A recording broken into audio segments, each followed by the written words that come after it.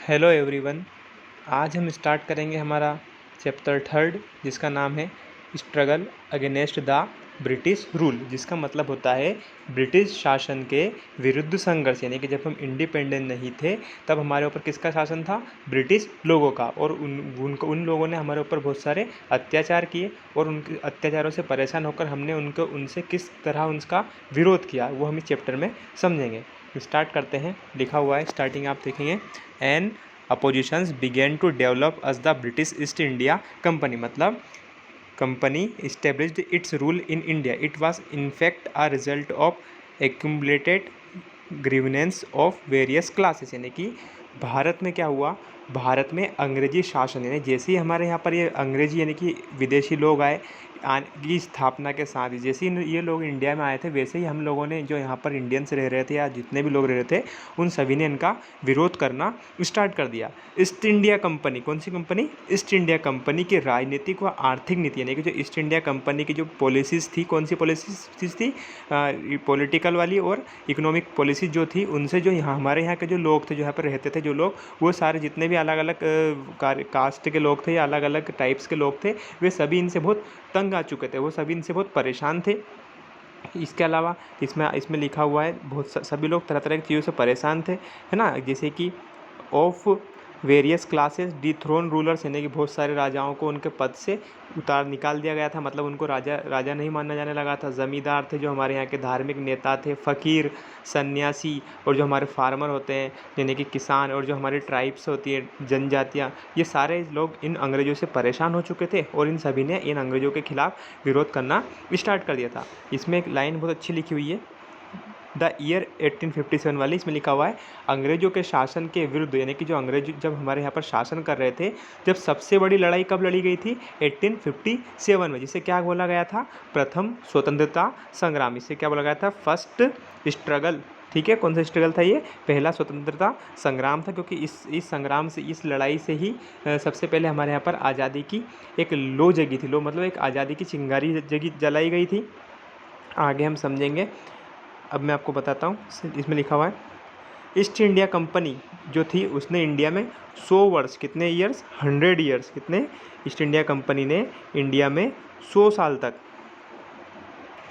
जो east India company थी उसने क्या करा? इंडिया में 100 साल के अंदर, कितने? 100 ईयर्स के अंदर क्या हुआ? 100 ईयर के अंदर 1857 के संग्राम में पहले भारत में अनेक विद्रोह, यानी कि जो मतलब 1857 का जो लड़ाई हुई थी, उसका मतलब ये नहीं कि इससे पहले हमारे यहाँ पर लड़ाई नहीं हो रही थी, इससे पहले भी हमारे यहाँ पर लड़ाइयाँ चल रही थी। ठीक है, जिसमें जो बंगाल होता है, हमारा जो बंगाल है, उस बंगाल में गिरी संप्रदाय, जो गिरी जाति के जो लोग थे, वो गिरी जाति के लोग, सन्यासियों का विद्रोह, अहोम विद्रोह, असम में सिलहट में, असम और सिलहट इन दो जगहों के नाम है, वहाँ पे खासी विद्रोह, मद्रास में विजयनगरम के जो किंग थे उन्होंने भी लड़ाई लड़ी अंग्रेज़ों से।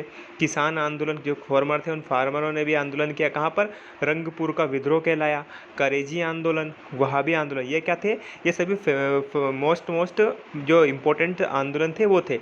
इस प्रकार जो हमारे आदिवासी होते थे, आदिवासी के आंदोलन कौन कौन से थे? चुआर, कौन से? चुआर और हो विद्रोह, कोल विद्रोह, संताल विद्रोह प्रमुख। यानी कि ये सभी जो ट्राइब्स थे या जो जितने भी तरह के लोग थे, ये सभी इस ईस्ट इंडिया कंपनी और ब्रिटिश सरकार से तंग आ चुके थे और उन्होंने एक समय आने पर इनसे लड़ाइयाँ लड़ी। अब हम इसको आप समझ लेना, सिंपल है। अब हम आगे बढ़ते हैं। जो हमारा फर्स्ट दे रखा है, क्या दे रखा है? सन्यासी अप्रेसिंग। सन्यासी अप्रेसिंग का मतलब होता है सन्यासी विद्रोह। ये किसने किया था? आप समझ गए होंगे किन्होंने किया? ये सन्यासी ने। तो क्या हुआ? जो नागरिक विद्रोह, नागरिक मतलब लोगों के विद्रोह में जो सबसे बड़ी जो अप्रेसिंग, सिविल अप्रेसिंग, यानी कि विद्रोह मतलब अप्रेसिंग, नागरिक विद्रोह में सबसे इंपॉर्टेंट अप्रेसिंग कौन सा था? बंगाल के सन्यासी। कहाँ के थे ये? बंगाल के सन्यासी। ठीक है, इनका विद्रोह सबसे इम्पोर्टेंट था। कब? 1770 में बंगाल में पड़े अकाल, मतलब बंगाल में क्या हुआ? 1770 में अकाल पड़ गया। अकाल पड़ गया मतलब क्या होता है कि लोगों के पास खाने पीने का नहीं था, ना ही उनके पास पीने का था, खाने का, ना ही उनके पास पैसे थे। ठीक है, जिससे क्या हुआ कि जो वहाँ की जनता थी, जो वहाँ पे जो बंगाल में जितने भी लोग रहते थे, वो उस समय बहुत, उनकी कंडीशन बहुत बेकार हो चुकी थी, वो कंगाल हो चुके थे। और जो अब जैसे वहाँ पर सरकार किसकी थी उस समय? अंग्रेजों की। तो अंग्रेज सरकार की रिस्पॉन्सिबिलिटी बनती थी कि वो इस समय वहाँ पर बंगाल में रहने वाले लोगों का मदद करे, पर वो उदासीन रहे। उदासीन मतलब उन्होंने कोई ध्यान, यहाँ के लोगों पर कोई ध्यान नहीं दिया। इसके साथ ही उनकी जो लूटपाट थी, वो लूटपाट लगातार चल रही थी। और उनके साथ ही लूटपाट के साथ साथ वो जो हमारे यहाँ पे जो तीर्थ स्थल हो रहे, जो जहाँ पर तीर्थ करने जाते हैं, वहाँ पे तीर्थ स्थल पर फिर क्या हुआ, जो यहाँ के सन्यासी थे, यहाँ के सन्यासियों को तीर्थ स्थान यानी कि जो तीर्थ करने जाते हैं, वहाँ तीर्थ पर जाने पर भी उन्हें प्रतिबंध लगा दिया था। जिससे क्या हुआ, सन्यासी लोग भड़क चुके थे, क्योंकि वो सन्यासी रूप उन्होंने इसलिए धारण किया था काहे के लिए, भक्ति करने के लिए। उन्होंने क्या किया, उन्होंने जब उनको रोका गया तो उन्होंने जो यहाँ के आम लोग थे यानी कि जो सिविलियंस थे, उनके साथ मिलकर कंपनी सरकार की जो फैक्ट्रियाँ थी और जो उनके सिटी बनाई थी, उन्होंने जो किले बनाए थे, वहाँ पर इन सन्यासियों ने अटैक कर दिया। इससे क्या हुआ कि जो कंपनी सरकार के जो उस समय जो ब्रिटिश कंपनी जो थी, उसके जो गवर्नर थे वॉरेन हेस्टिंग के, जो ने क्या किया, बहुत सारे प्रयास किए। जिसके बाद प्रयास के बाद क्या हुआ, सन्यासी विद्रोह यानी कि जो सन्यासी लोगों ने जो लड़ाई छेड़ी थी, उसको इन्होंने बहुत परेशानी, बहुत लड़ाई झगड़ों के बाद इन सन्यासियों को चुप करा, मतलब इनको हराया। सन्यासी विद्रोह का जो आपको बारे में जो हमें पता लगा वो कहाँ से मिला है, बंकिम चट्टोपाध्याय ने एक बुक लिखी है, कौन सी, आनंद मठ। अब बंकिम चंद्र जो उपाध्याय जो राइटर है, बंकिम चंद्र चट्टोपाध्याय जी, उन्होंने एक बुक लिखी थी आनंद मठ। उसमें आपको इस स्ट्रगल के बारे में अच्छे से पता चल जाएगा। अब हम आते हैं सेकंड हमारा, चुआर अप्रेसिंग। चुआर अप्रेसिंग मतलब क्या होता है, अकाल भूमिकर यानी कि अकाल मैंने आपको बताया अभी कि खाने पीने का नहीं था, लोगों के पास, सब भूखे मर रहे थे। और भूमिकर में वृद्धि यानी कि जो लैंड टैक्स होता है, उस लैंड टैक्स पर भी, लैंड रिवेन्यू पर भी अंग्रेज सरकार ने टैक्स बढ़ा दिया था। और इसके बाद ही उन्होंने आर्थिक संकटों के कारण, जो बहुत सारे संकट, इकोनॉमिक कंडीशन बिगड़ती जा रही थी वहाँ के लोगों की, जिससे क्या हुआ, मिदानपुर डिस्ट्रिक्ट, एक जिला है, कौन सा, मिदानपुर जिले की आदिम जाति, यहाँ पर रहने वाली एक जो होती है ना, जाति होती है ना, जंगलों में रहती है, वहाँ जाति के चुआर लोग, वहाँ के जो जाति थे उसके लोग कौन थे, चुआर लोगों ने क्या किया, इन ब्रिटिश शासन के लिए हथियार उठा लिए। किस लिए, लड़ाई लड़ने, क्योंकि उनके पास इतनी खेती हो नहीं रही थी जितना उनको टैक्स देना पड़ रहा था। दल भूमि, केलापाल ढोतका और 12 भूमि के राजाओं ने, यहाँ पर जो अलग अलग प्लेसेस के नेम है, वहाँ के जो जितने भी किंग थे, उन सभी ने मिलकर क्या किया, 1768, कब, 1768 में विद्रोह किया। और क्या हुआ, जब ये कब चला, till the end of 18th century. और इसके ये ख़त्म कब हुआ, ये 18वीं शताब्दी, जब 18th सेंचुरी आ गई तो क्या, उसके जब एंडिंग समय चल रहा था, तब जाकर इस विद्रोह को ख़त्म किया गया, समझे। अब नेक्स्ट आते हैं हम, हो एंड मुंडा अप्रेसिंग। क्या लिखा हुआ है, हो एंड मुंडा अप्रेसिंग। इसका मतलब होता है हो तथा मुंडा। अब आप समझ ही गए होंगे हो और मुंडा किसके बारे में बोल रहे हैं। ये भी ट्राइब्स थे जो कहाँ पर रहती थी, जंगलों में या छोटी मोटी जगहों पर ये लोग रहते थे। इनके साथ क्या हुआ था, छोटा नागपुर, एक जगह का नाम है ट्राइब्स ऑफ छोटा नागपुर। कहाँ पर रहते थे ये, छोटा नागपुर। और सिंह भूमि, एक और प्लेस थी सिंह भूमि। वहाँ के जो डिस्ट्रिक्ट में रहने वाले, कहाँ के, इन दोनों जगहों के डिस्ट्रिक्ट में रहने वाली यहाँ पे जो ट्राइब्स, उनका नाम था मुंडा जाति। कौन सी ट्राइब से, ये मुंडा जाति के लोगों ने क्या करा, कंपनी सरकार, जो गवर्नमेंट थी उस समय की, ईस्ट इंडिया कंपनी, उसके अपोजिट इन्होंने आंदोलन किया। आदिवासी ने क्या करा, ये इन्होंने क्यों करा था, तो इसके पीछे रीज़न ये था कि जो अंग्रेज़ सरकार थी, वह इनके जो जंगली क्षेत्र थे, आदिवासी जो जिस क्षेत्र में रहते थे ये, वहाँ पर अंग्रेज़ सरकार अपने क्षेत्र को बढ़ाती जा रही थी। मतलब इनके जंगली क्षेत्र में अंग्रेज़ सरकार इंटरफेयर करने लगी थी।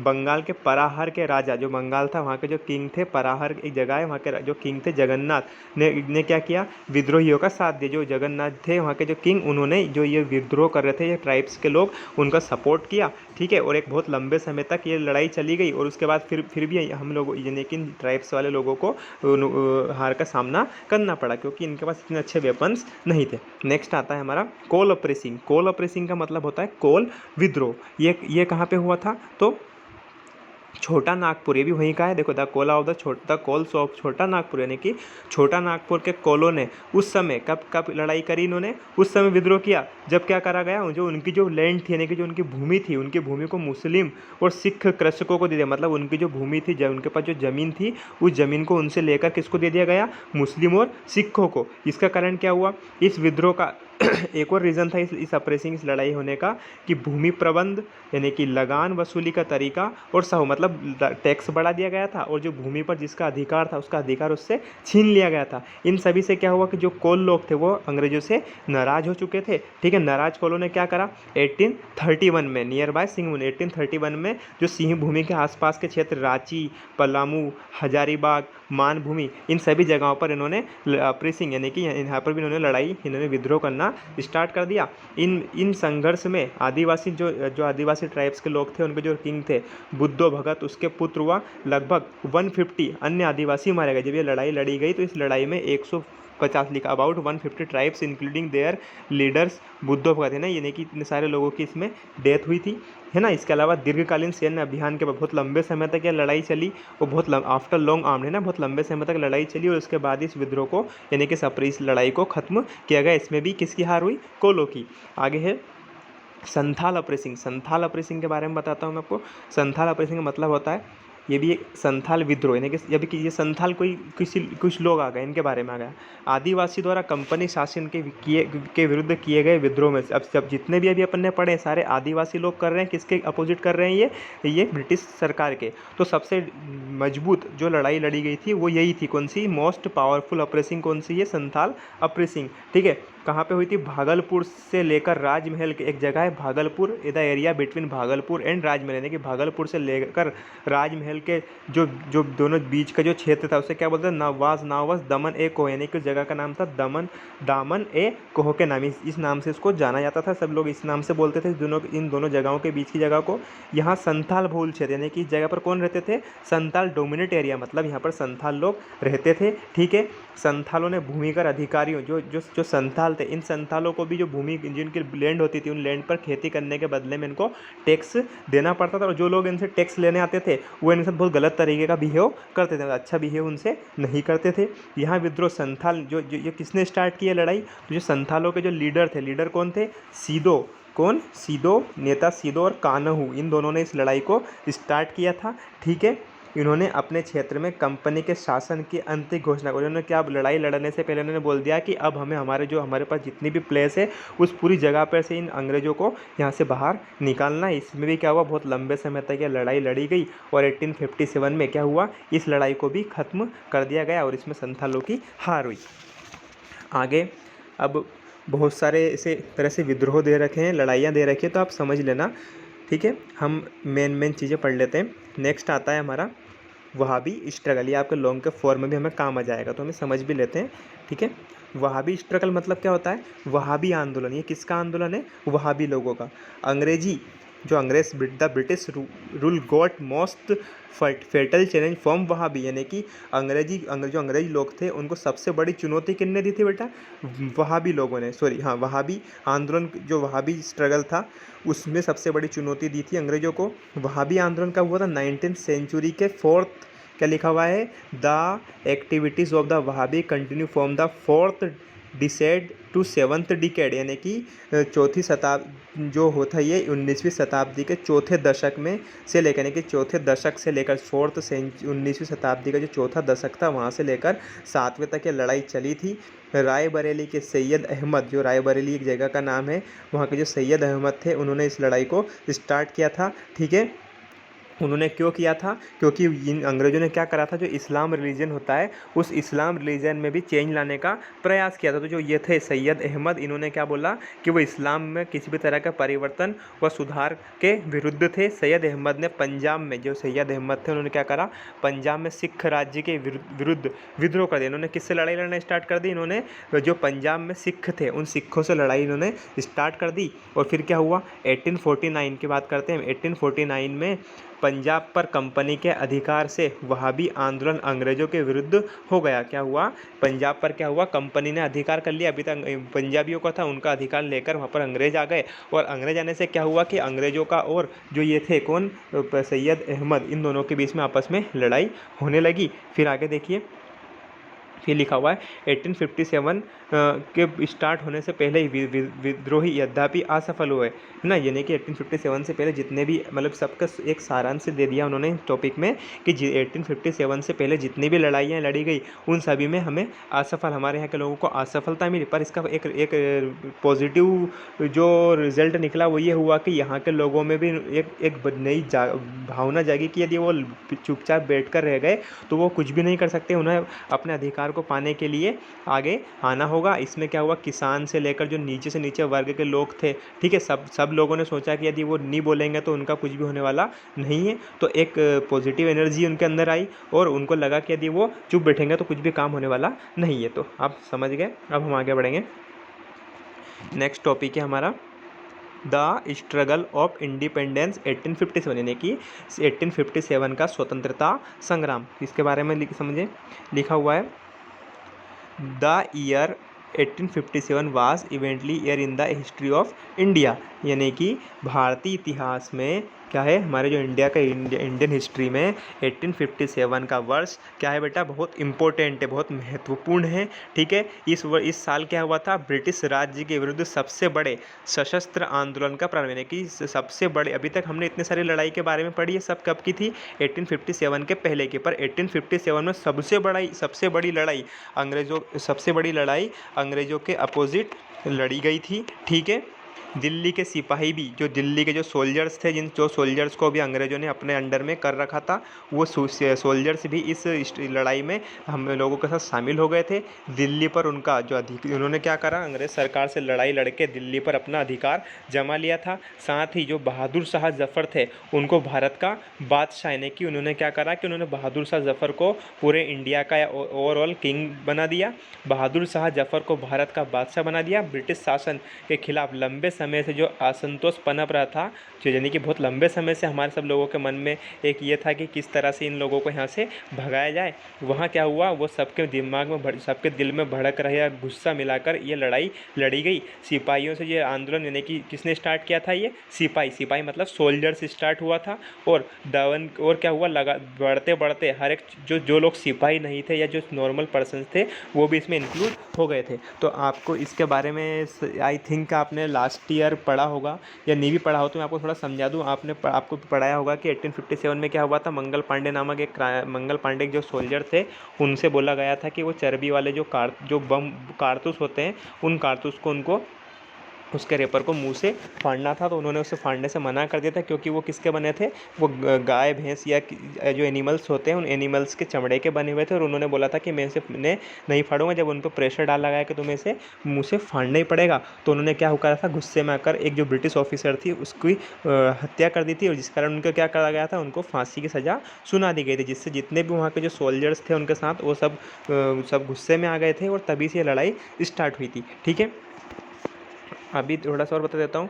The struggle of 1857 was by far the most wide spread challenge to the British rule, यानी कि 1857 की घटना ब्रिटिश शासन के खिलाफ सबसे बड़ी घटना, मैंने बताया आपको सबसे बड़ा स्ट्रगल था। इसमें क्या हुआ, हम इसको देखते हैं अनेक दृष्टियों से, है ना। भारतीय इतिहास में यह एक अभूतपूर्व घटना थी, यानी कि हमारे इतिहास में बहुत इंपॉर्टेंट मूवमेंट्स था ये। इसमें ब्रिटिश शासन, यानी कि जो हमारे यहाँ के लोग थे उनके मन में एक भावना आ गई थी वो किसी भी तरह से इस ब्रिटिश शासन को देश से उखाड़ के फेंक देंगे, जिसमें डिफरेंट जो स्टेट्स थी वहाँ के सैनिक और राज्यों के जो किंग थे और सरदार और जो छोटे छोटे लगे बड़े से बड़े 10 किसान या जो सोसाइटी के मेंबर्स होते हैं वो सभी इसमें शामिल हुए थे। सभी के मन में एक ही धारणा थी कि हमें इनको यहाँ अंग्रेज़ों को अभी इंडिया से भगाना है। सबका एक समान एम था, ठीक है, ब्रिटिश शासन को उखाड़ फेंकना। यहाँ संघर्ष काफ़ी व्यापक पैमाने पर हुआ, मतलब बहुत लंबे रूप में हुआ। इसलिए से क्या बोला गया, फर्स्ट स्ट्रगल ऑफ इंडिपेंडेंस, यानी कि प्रथम भारतीय स्वतंत्रता संग्राम माना जाता है।